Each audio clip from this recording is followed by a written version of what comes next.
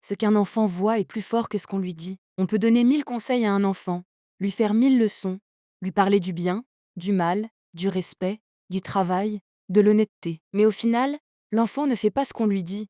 Il fait ce qu'il voit. Un parent peut dire à son enfant: ne mens pas. Mais si l'enfant voit ce parent mentir au téléphone en disant: dis-lui que je ne suis pas là, la leçon est déjà détruite. Un enseignant peut dire: soyez ponctuel. Mais s'il arrive toujours en retard, les élèves ont déjà compris que la ponctualité n'est pas importante. Un père peut dire: l'école est importante. Mais si l'enfant ne le voit jamais lire, jamais écrire, jamais travailler sérieusement, l'enfant va comprendre que les paroles sont pour les enfants, mais les actions sont pour les adultes. L'enfant apprend avec les yeux, pas avec les oreilles. Un enfant observe tout.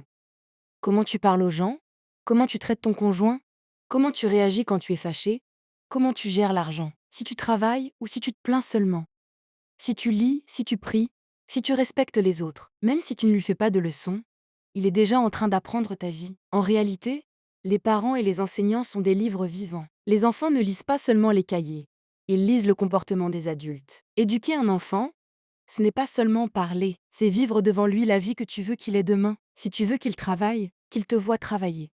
S'il doit lire, qu'il te voie lire. Parce que les enfants n'écoutent pas seulement, ils imitent. Fais très attention à ta manière de vivre. Si un enfant grandit dans une maison où on crie, on insulte, on se bat, on ment, on dort toute la journée, on accuse toujours les autres, on ne finit jamais ce qu'on commence. Même si on l'inscrit dans la meilleure école, l'éducation sera difficile.